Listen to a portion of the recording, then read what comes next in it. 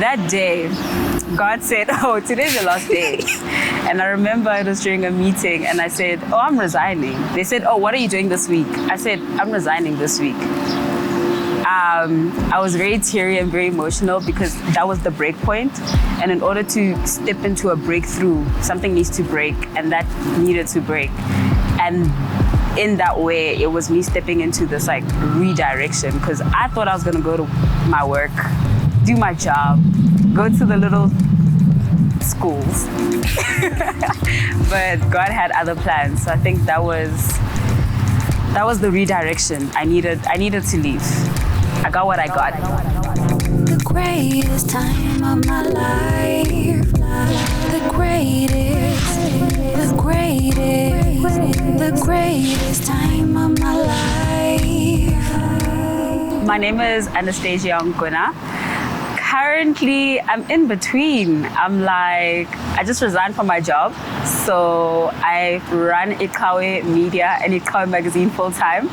I am the vice editor, chief of creative and marketing, and full-time baddie. Recently, I got a wig. 25 will show you flames because you want to rebrand every 5 minutes. And I also independently do art direction and creative direction and strategy. How did you get into that? I studied film and TV, and I've always been very creative in terms of finding other mediums to express. But when it comes to getting into publication and the more media-related stuff like social media management and strategy, that kind of came quite naturally. So I met Renaé in varsity, and she headhunted me to be part of Heelang. And ever since then, it's been like a journey of figuring it out, using obviously like things that we learned in film and TV, but also just meeting people, collaborating, networking, YouTubing, everything along the way, and really finding what it means to be an art director, what it means to be a vice editor, how else can we move the business forward. So I think that's how we got into it, or I got into it. It's been a journey of just like figuring it out and like landing on the best opportunities possible by being prepared. Yeah. Okay. I want to know, because you wear a lot of hats, girl. I want to know, like, how important is it to have self-confidence and the belief in the things you can do whenever you are pursuing all the different hats or different areas that you're pursuing? Because digital issues, Mona, na creative direction, Mona, like, how do you navigate that, and how important is the confidence in that? I think confidence, it always starts at like a time where you least expect. I will go back to high school. I did public speaking. It was just like, I tried everything. I tried tennis, tried netball, tried basketball. And I was like, I need something cultural.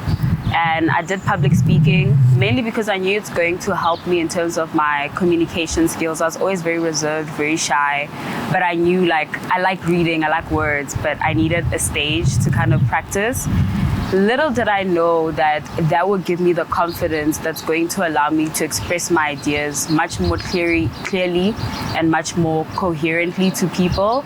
And I think working in a creative field is very collaborative. You're always talking to people, you're always getting your points across.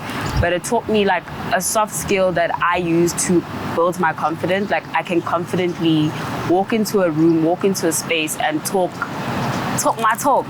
And I think it's that small moment of building my confidence that has allowed me to walk into the many hats, like the many fields, and put on the hats that I put on confidently, because that was like the one thing that I invested in myself that I think I'll carry throughout every different project that I enter, because I know how to communicate, I know how to put ideas together and really just stand proudly in a room and own my ideas.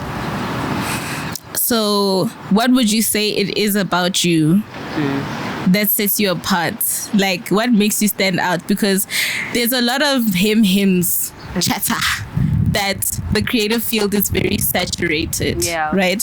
So what is it about you that has set you apart and placed you in the rooms you're in today? I I mean, I haven't spoke to a lot of people about what really sets me apart, but my friends say, and I trust them. I think it's just genuinely, I care. Recently there hasn't been a lot of care in projects. There hasn't been, if you care for something, you're going to do it really well, and people are going to trust you for that. And because I always care about people, I care about the product, I care about impact, that's something that sets me apart, because I'm not going to do something randomly without it having impact. If it doesn't have a big ROI, what are we doing? And I think that's something that makes me stand out, and I think that's something that I really always put before entering any project, is the fact that, like, what's the ROI, what's the big impact? And I think that's the one thing. Slay. The next question, I'm gonna touch a bit on the pro is that I know you, right? So I'm gonna touch a bit on your previous place of employment. Yeah. To say, obviously you left your job, right? Yeah. I want you to tell us a bit of, like, why you decided to leave the job, and then share your story of that redirection and how it impacted your life, for the better, for the worse. Just share that experience. I left my job because it was amazing. No, I left because I worked there for 2.5 years. And I was the general manager, which meant I'm heading a lot of the operations. I am overseeing a lot of what's happening. But just before I turned 25, I hit a big phase of redirection. Like, there was no better time for me to get out of there. I think it was a week before my birthday, and I was sitting there at like 7 p.m. trying to catch up on all the work. While I was doing the work, but outside of office, I needed to come back and do admin. And I'm sitting there and I'm like, I can't do this anymore. Like, it was a very strong feeling. I couldn't put my finger onto it. But in that moment, I realized that there's so many other things that I need to focus on. And I had a meeting, I think, in like 30 minutes for Ikawe. And I had to go into that meeting because that's been my consistency. I've always had the 9 to 5, and after the 9 to 5, focused on Ikawe. But in that moment, I was like, I just want to focus on Ikawe the whole day. Like, I don't want to work for someone else. I don't want to be forcing them to, like, focus on their business and do things and, like, let's succeed. Let's see where this is going. And I just felt like I needed to really go back, redirect my steps, and really go back and be like, okay, we are 25, we're working a 9 to 5, the money is great, but is it really what you want to do? By the time you're 30, is this something that's really going to fulfill you? And I realized that it's not. It's going to leave me a bit empty. And I confidently just told myself that, you know what, I'm going to give it another try. I was going to give it another try and say, I'm not going to resign today, but I'm going to resign in 6 months. I'm going to put God into this, because that day, God said, oh, today's your last day. And I remember it was during a meeting, and I said, oh, I'm resigning. They said, oh, what are you doing this week? I said, I'm resigning this week. I was very teary and very emotional, because that was the break point. And in order to step into a breakthrough, something needs to break, and that needed to break. And in that way, it was me stepping into this, like, redirection, because I thought I was going to go to my work, do my job, go to the little schools. But God had other plans. So I think that was the redirection. I needed to leave.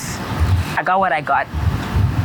And then how did that impact your life? Like, how is your life different now versus when you were still at the job? It's quite different. I think financially, it's very different. But I think it really taught me a lot. I think I've just entered my 4th month. If you're seeing this, 4th month, 6 months, you know, we're out here. And it just taught me a lot about time management.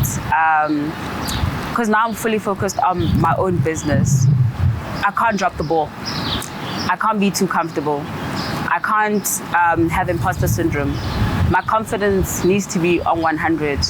If I see an opportunity, I need to seize it. There's no, I'll do it next week, because I got too comfortable at my previous job to the point where I was not putting myself out there as much as I should have. So that's the first thing that it taught me. It taught me to also save. So when I do get client work, I am really saving. I realized that that was my biggest mistake. But also, I'm not going to be too hard on myself because I'm only 25. But I realized that I was getting a lot of money and I could have saved up for moments like this. But also on the other hand, it's like I still have opportunities to make it right and really go into the next 5 years of my 20s knowing that when I get money, I need to put it away and not buy sneakers. So that's what I'm learning. That's so real. You used to buy sneakers every 2 weeks. Okay, thank you. Yeah, I was there. I was there. I'm going to shop. So you spoke a lot about, you're 25 now. You're 25 now. You have to redirect. You have to, make a lot of changes. Some would call this stage a quarter life crisis. So what I want to know from you is, how are you navigating the quarter life crisis? And you can give us an example of, I was struggling with, oh my God, I want to be a baddie and I bought a wig. Just, you can give us examples, but how are you navigating this quarter life crisis? Wow. So when I turned 25, my frontal lobe developed. I realized many things. I think it was like overnight, I stopped being naive. I thought things were just like falling from the sky, like, I'm lucky, I'm blessed, which I am. But there needed to be a lot more work that goes into the things that I wanted. And how I'm navigating that is to really put more control into what I'm doing.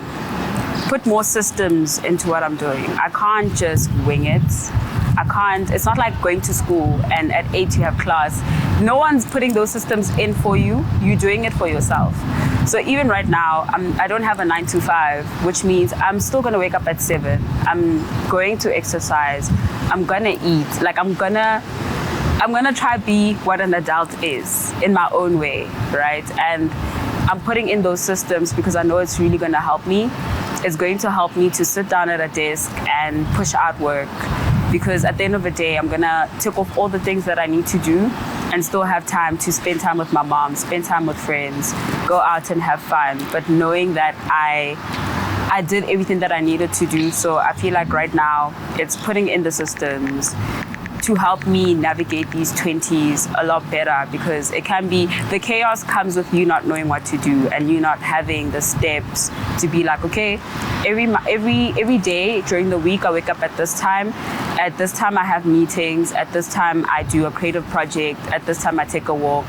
It just helps you have control and feel less overwhelmed. And I think that's been the one thing that I've really been doing for the past 4 months, is saying, build a routine for yourself and find what works, and things are just gonna fall into place instead of just letting it fall into place. Yeah. Period. Okay, one final question. If there is one thing that you could tell to your younger self to prepare for the unexpected things and just things not going according to plan in your 20s, what would you say?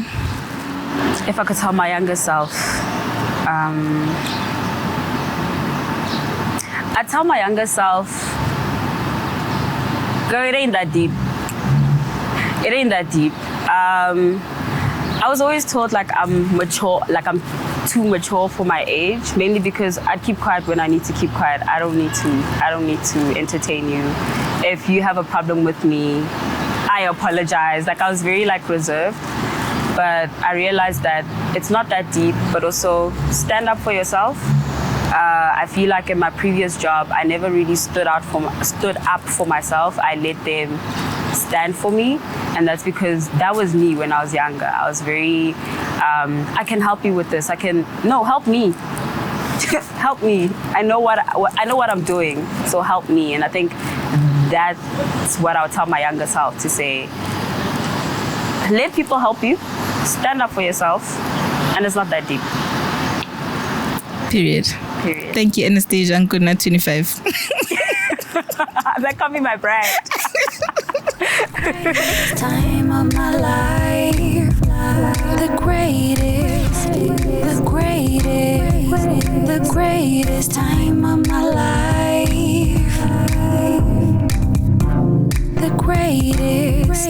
the greatest time of my life.